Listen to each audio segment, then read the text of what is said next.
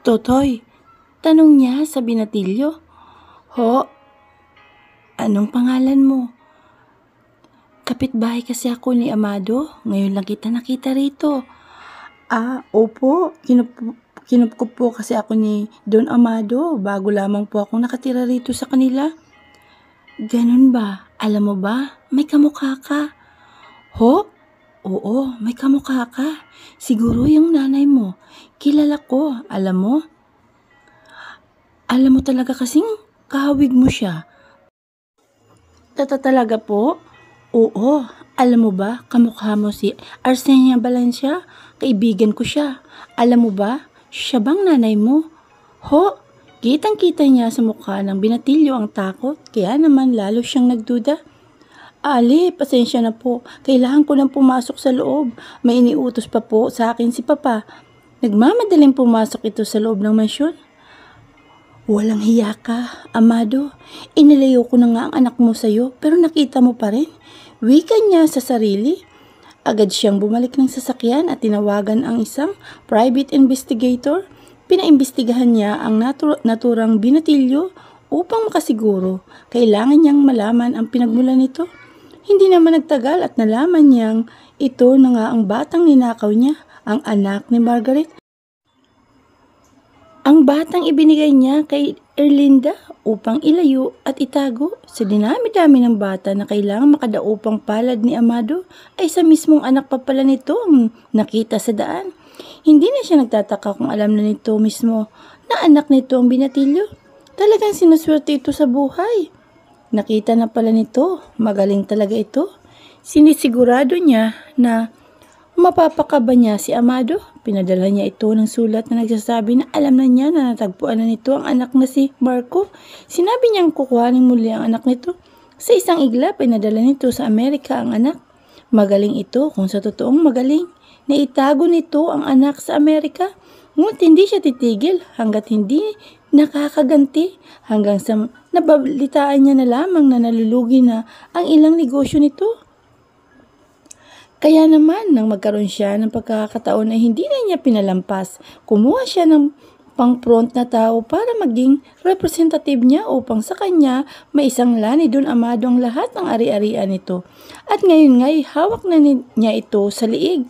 Lahat ng nais niya ay sinusunod nito dahil hindi naman talaga niya karakter ang pumatay ng tao. Sinisigurado na lamang na masasaktan niya si Amado. Emotionally, makikita nitong pareho na nasasaktan ang dalawang mahal nito sa buhay. Tingnan mo, inilapag ni Sebastian sa harapan ni Ayan ang kanyang cellphone. Ipinakita niya rito ang kuha niyang litrato na hidden device na nakita niya sa ilalim ng center table.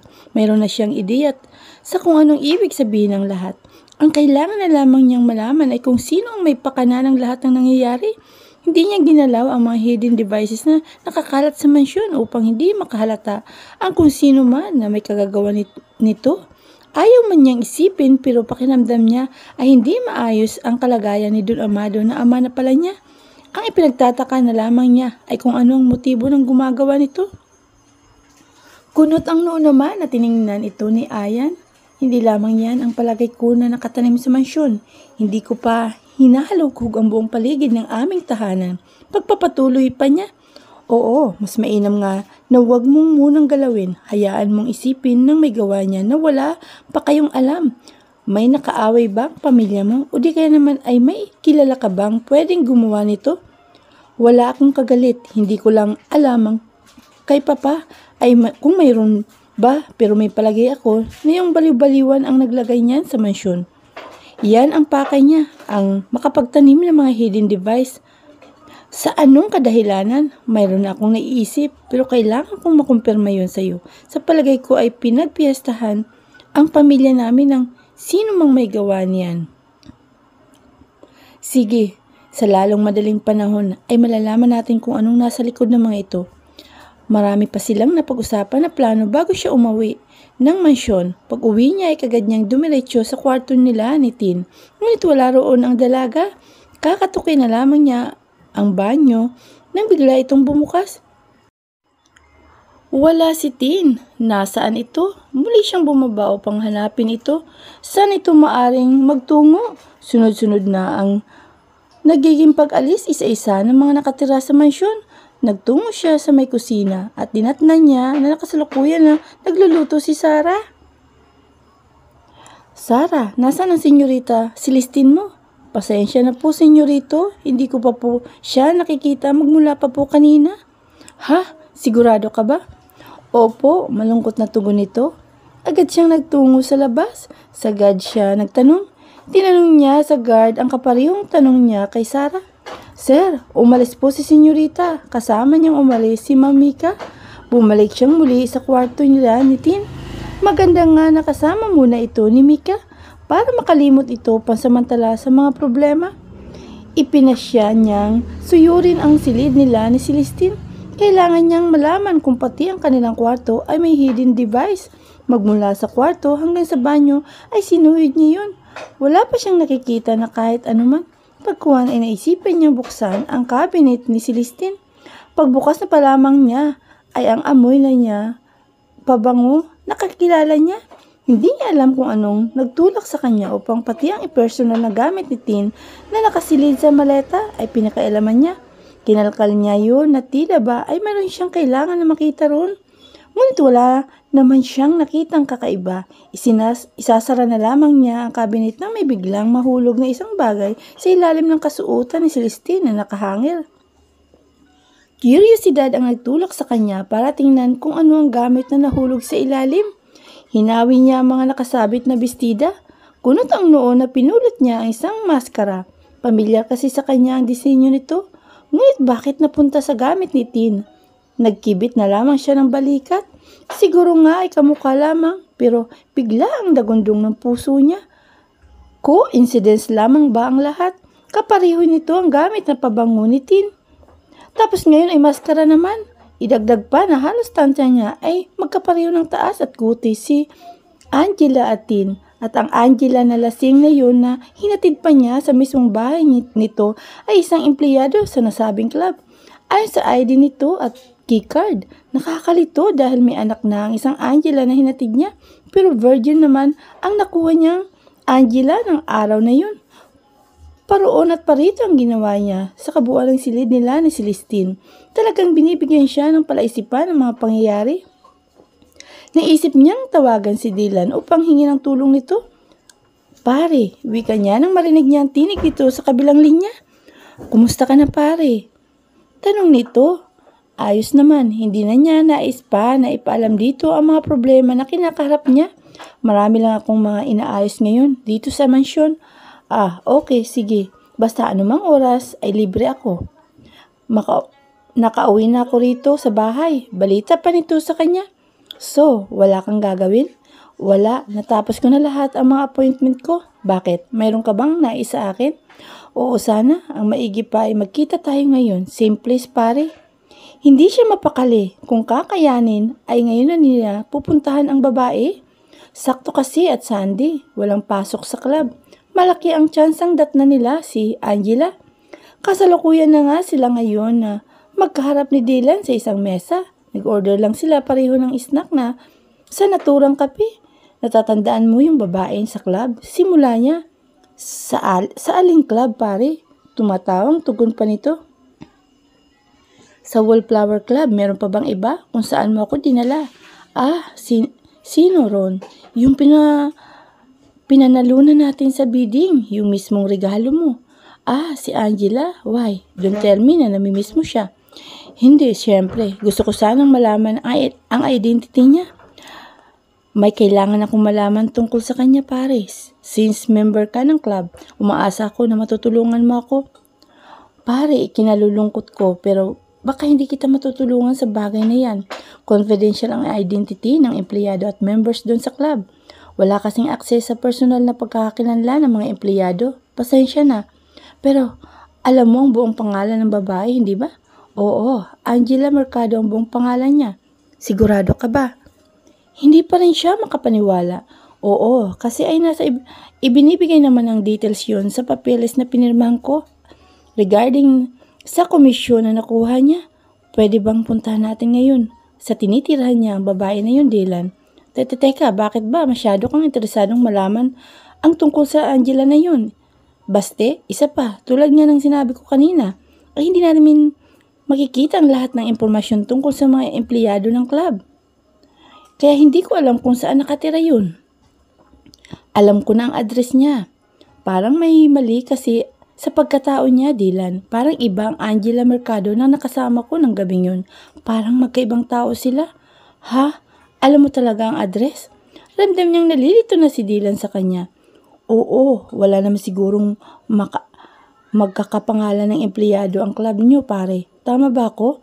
Oo, wala. Kung mayroon man ay maglalagay ng remarks ang club sa data ng member o empleyado.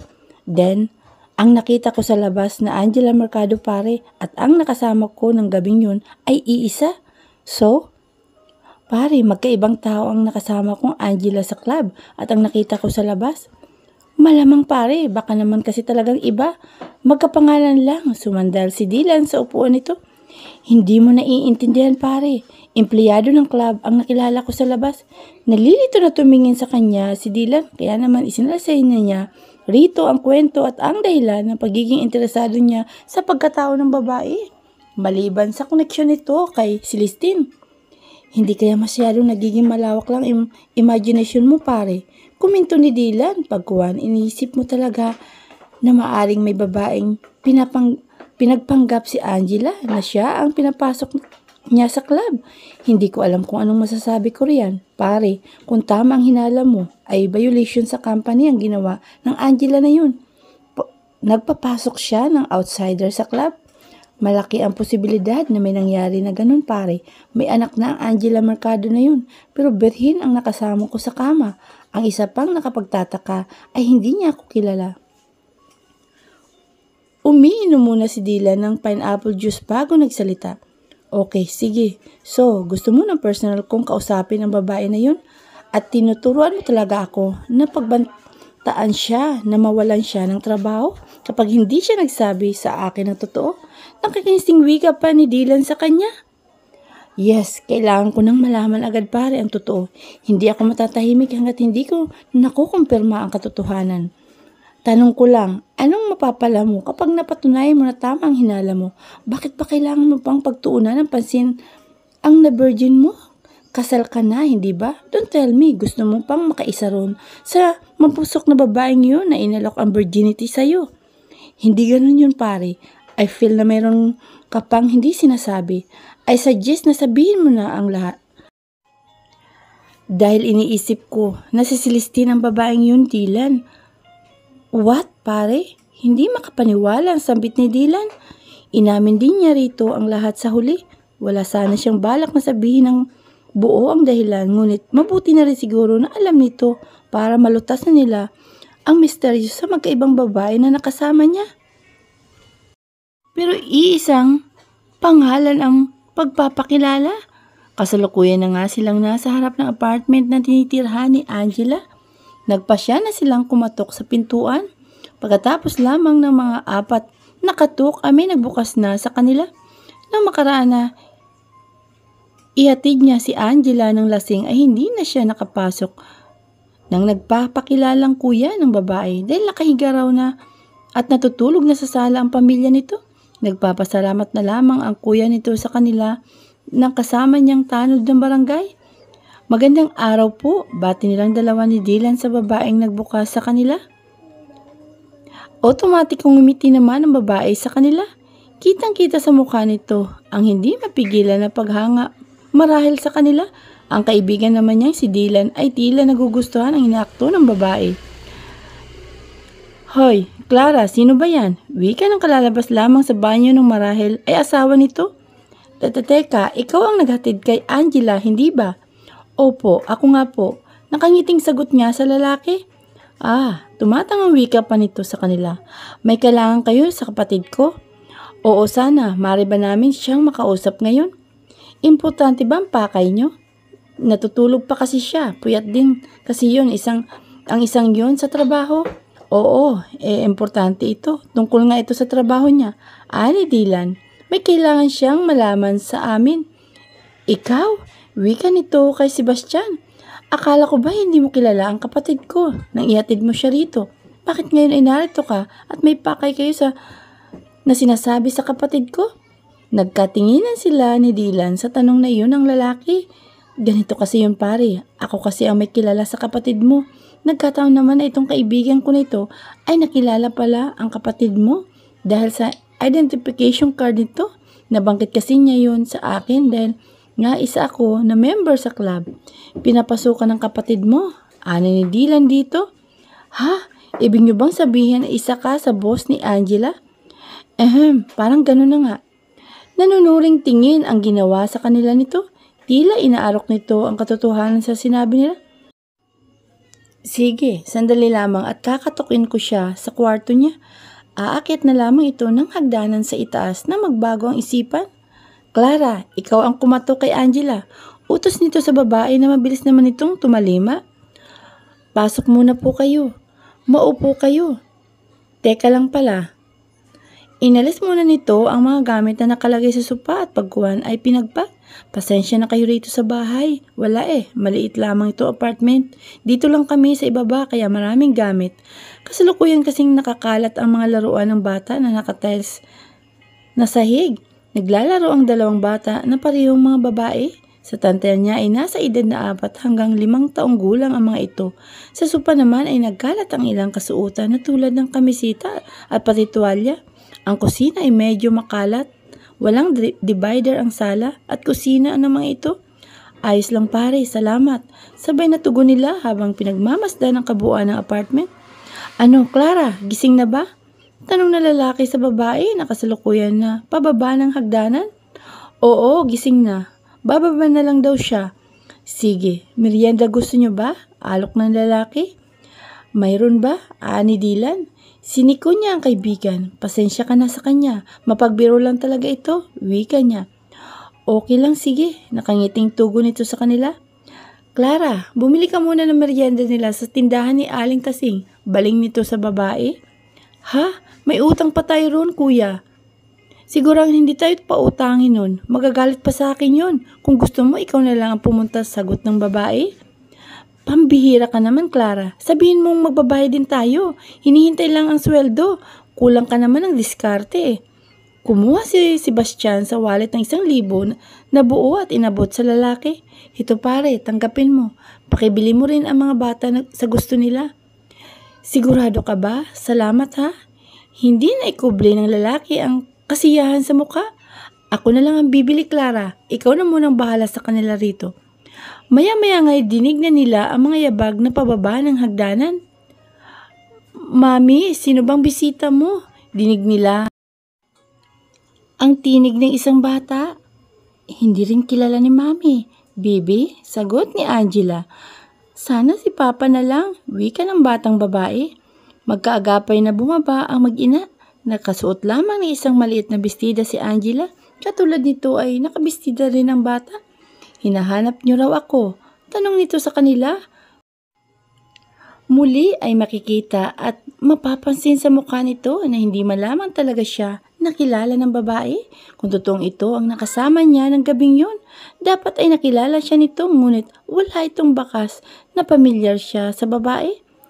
May kailangan kayo sa akin. Pagkuha ng wika ni Angela habang hindi pa rin umuupo, nagtataka ito sa pakay sa kanya ng dalawang gwapong bisita.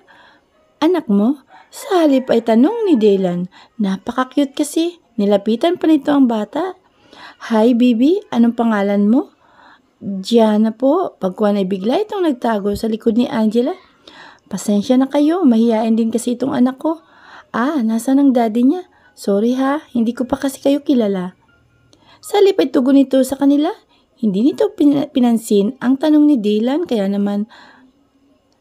Kaya sana ay maintindihan nyo kung hindi ako magkukwento sa inyo. Nagpapaunawang dagdag pa na wika pa nito sa kanila. Okay. Ako nga pala si Dylan, si Maro. Agad na nakilala o pakilala ng kaibigan kay Angela. Inabot nito ang kamay sa babae. Ito naman ang kaibigan kong si Sebastian. Pakilala nito sa kanya kay Angela. Nakapagtataka lamang na hindi mo ako nakilala, Angela. Makahulugan na wika nito. Kitang-kita niya sa mukha ni Angela ang pagkabigla, bagamat agad nitong naikubli yun. Tumikim muna ito bago magsalita.